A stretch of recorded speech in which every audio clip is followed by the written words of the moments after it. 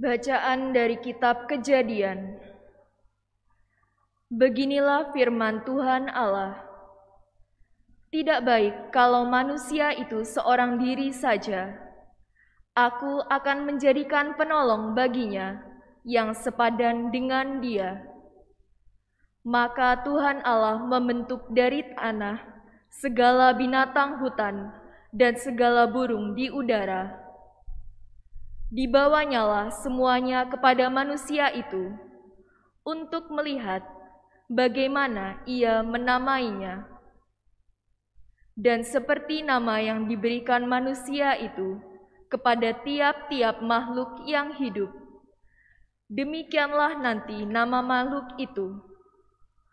Manusia itu memberi nama kepada segala ternak, kepada burung-burung di udara, dan kepada segala binatang hutan. Tetapi bagi dirinya sendiri, ia tidak menjumpai penolong yang sepadan dengan dia. Lalu Allah membuat manusia itu tidur nyenyak. Ketika manusia itu tidur, Tuhan Allah mengambil salah satu rusuk daripadanya, lalu menutup tempat itu dengan daging.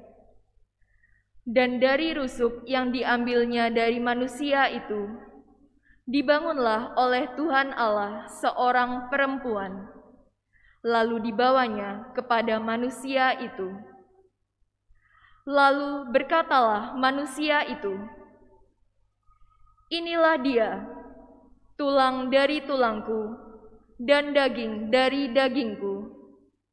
Ia akan dinamai perempuan, sebab ia diambil dari laki-laki. Sebab itu, seorang laki-laki akan meninggalkan ayah dan ibunya dan bersatu dengan istrinya, sehingga keduanya menjadi satu daging." Demikianlah sabda Tuhan. Syukur kepada Allah.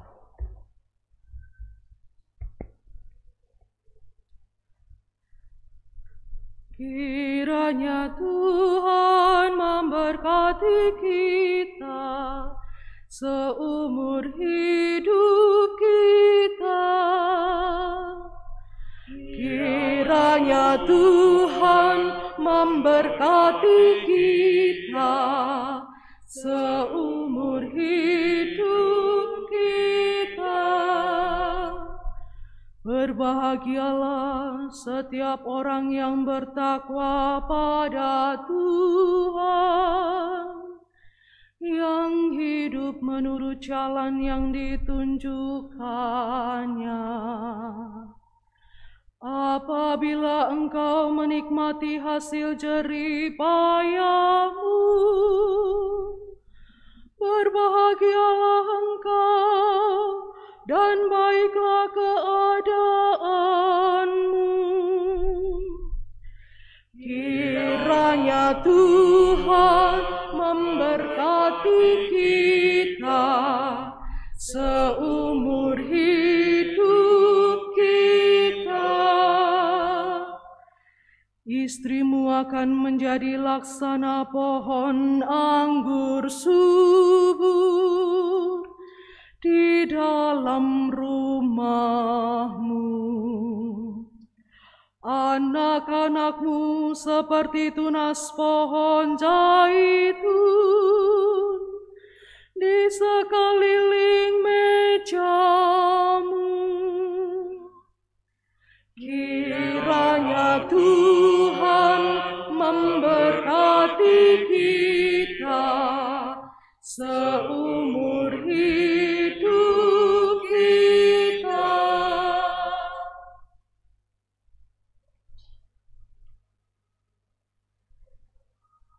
Bacaan dari surat kepada orang Ibrani. Saudara-saudara, untuk waktu yang singkat, Yesus telah direndahkan di bawah malaikat-malaikat, tetapi oleh derita kematiannya, Ia telah dimahkotai dengan kemuliaan dan hormat, dan berkata kasih karunia Allah Yesus mengalami maut bagi semua orang. Memang sesuai dengan keadaan Allah. Allah menjadikan segala sesuatu bagi dirinya dan mengantar banyak orang kepada kemuliaan.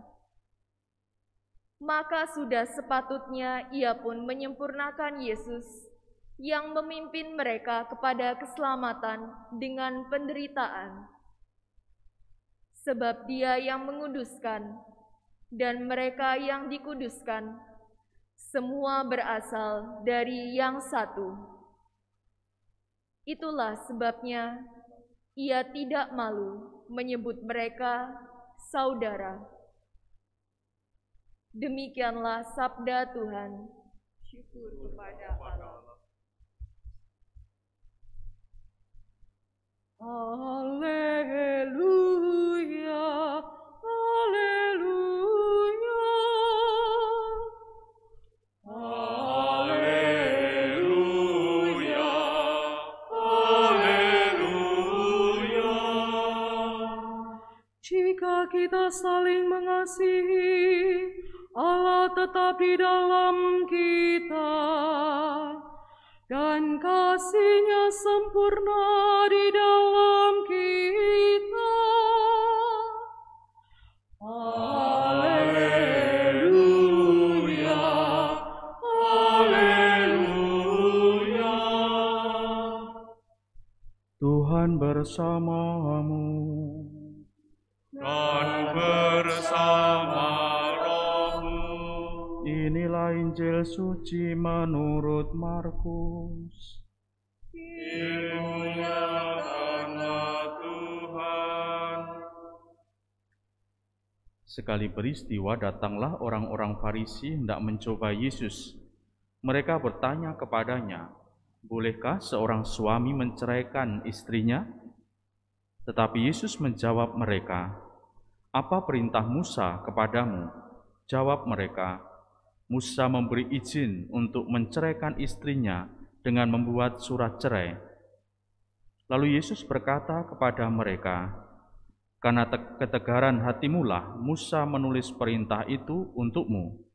Sebab pada awal mula dunia, Allah menjadikan manusia laki-laki dan perempuan, dan karena itu laki-laki akan meninggalkan ayah dan ibunya dan bersatu dengan istrinya, sehingga keduanya menjadi satu daging. Demikianlah mereka bukan lagi dua, melainkan satu. Karena itu, apa yang telah dipersatukan Allah, janganlah diceraikan manusia." Setelah tiba di rumah, para murid bertanya pula tentang hal itu kepada Yesus. Lalu Yesus berkata kepada mereka, "Barang siapa menceraikan istrinya lalu kawin dengan perempuan lain, ia hidup dalam perzinahan terhadap istrinya itu. Dan jika istri menceraikan suaminya lalu kawin dengan laki-laki lain, ia berbuat zina." Demikianlah sabda Tuhan. Terpujilah Kristus.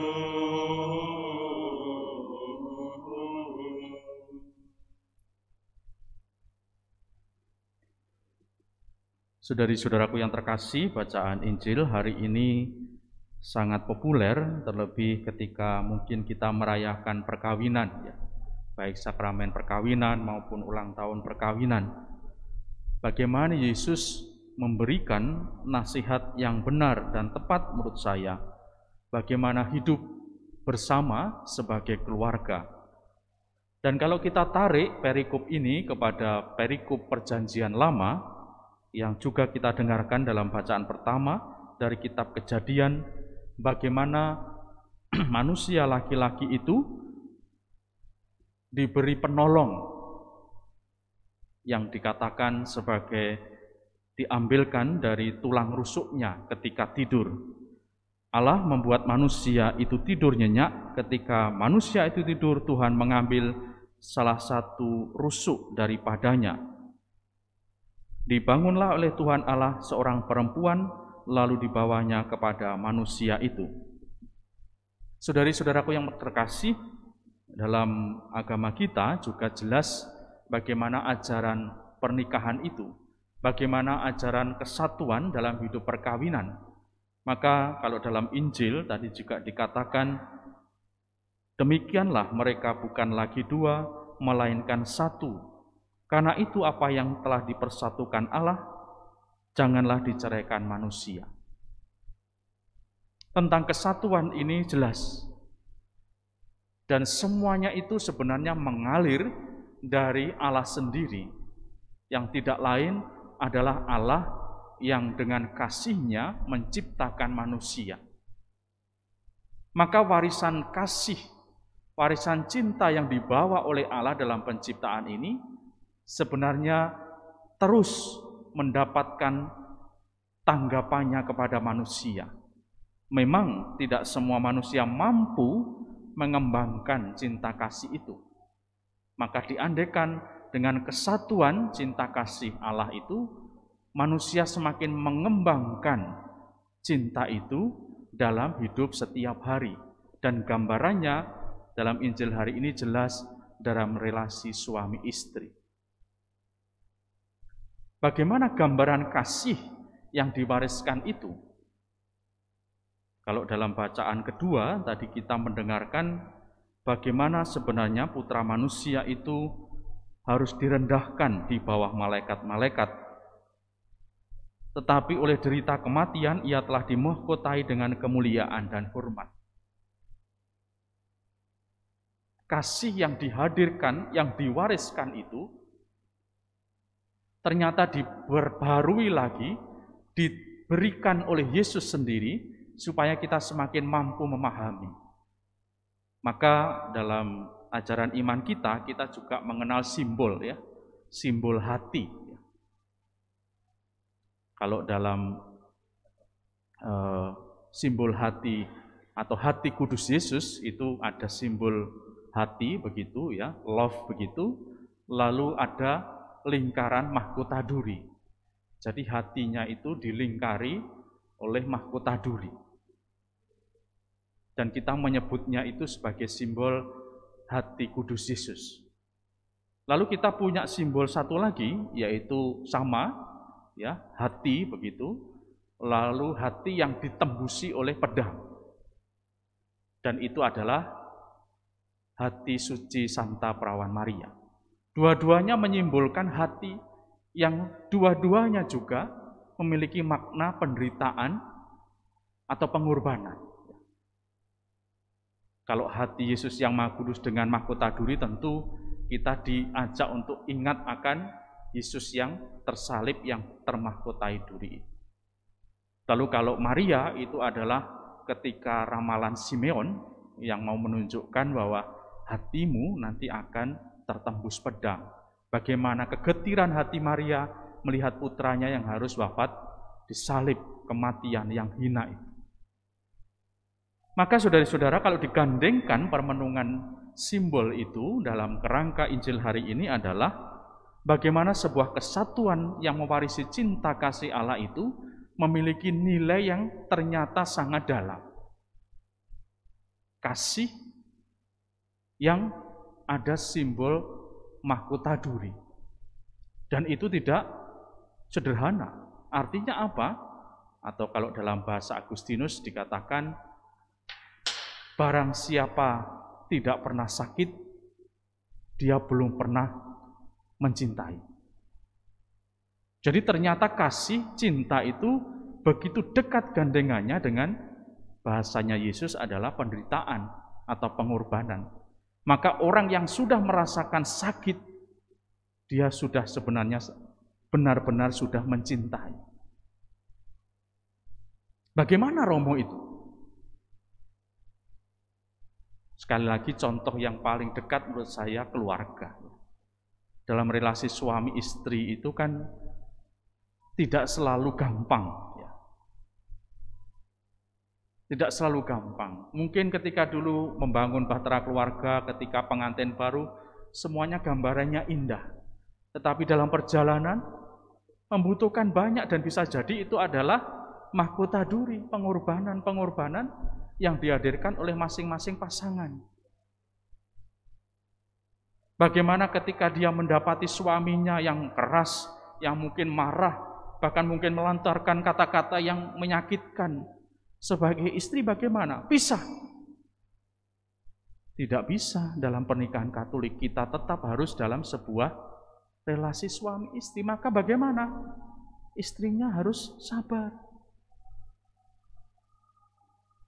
Atau demikian sebaliknya ketika suaminya mendapati istrinya yang waduh, dhisik iku Rama wayu ngoblong-ngoblong. Saiki wis gak karu-karuan, ngomele ndak karu-karuan pisan. Bisa jadi. Dan sebagai suami apa? Ya gimana lagi Romo, sudah saya pilih ya sudah. Saya ingin mencintai dia apapun yang dia lakukan sekarang. Dan itu tidak mudah saya yakin. Tidak mudah. Banyak hal yang harus dilakukan. Juga sebagai orang tua, bagaimana harus membina, mendidik anak-anak. Kadang-kadang juga tidak gampang ya. Saya kan selalu mengatakan anak zaman sekarang itu lebih pintar dari orang tuanya. Anak sekarang itu lebih sibuk daripada orang tuanya. Anak sekarang itu pengetahuannya lebih luas daripada orang tuanya. Sehingga kalau dibilangi mesti mengatakan, alah papai gak ngerti. Kalau zaman saya dulu ngomong gitu dicites duluan ya. Tapi sekarang kita tidak bisa. Semakin kita keras kepada anak, anak juga akan semakin keras dan bisa jadi pergi. Dan gampang sekali. Artinya apa? Sebagai orang tua zaman ini pun, kita juga harus memanggul salib, berkorban itu. Sama juga ya, kebalikannya juga ada anak-anak yang juga kesulitan dengan orang tuanya, bisa jadi. Tetapi hanya karena dia ingin berbakti, ingin membahagiakan orang tuanya. Dia juga berupaya terus-menerus walaupun mungkin orang tuanya tidak mengerti, dia tetap ingin membaktikan diri dan supaya orang tuanya bahagia. Semuanya adalah rangkaian kasih hidup berkeluarga itu. Maka simbol hati Yesus yang Maha Kudus, simbol hati suci perawan Maria ini menurut saya menjadi sangat real. Gambaran tentang kesatuan dan warisan kasih yang diberikan dalam hidup berkeluarga. Maka saudari-saudaraku yang terkasih, hari ini kita diingatkan lagi oleh Yesus bagaimana kita membangun kesatuan itu. Apa yang kita cari dalam hidup? Kekayaan bisa jadi, tetapi saya yakin kekayaan tidak membuat orang selalu damai dan sejahtera. Apa yang kita cari dalam hidup? Kekuasaan. Bisa jadi. Tetapi saya yakin kekuasaan juga tidak membuat hati kita tenang. Apa yang kita cari? Yang kita cari adalah ketika kita hidup sebagai suami istri, rukun, setia. Hidup di tengah keluarga, saling mendukung, saling menolong. Hanya itu. Dan itu tidak dibutuhkan dengan banyak hal. Hanya dibutuhkan untuk kesadaran bahwa aku harus mencintai kamu, aku harus mencintai anak-anakku, aku harus mencintai pasanganku, aku harus mencintai orang tuaku, aku harus mencintai saudaraku. Dan disitulah sebenarnya yang kita tuju dalam hidup ini. Karena itulah kita berasal kasih itu. Dan disitu pula lah sebenarnya kita yang sedang berziarah hidup dalam relasi yang demikian. Dan sampai yang kita tuju adalah relasi yang penuh kasih, warisan dari Allah ini. Disitulah kita mendapatkan ketenangan dan kedamaian hidup. Semoga berkat Allah menyertai kita sekalian. Amin.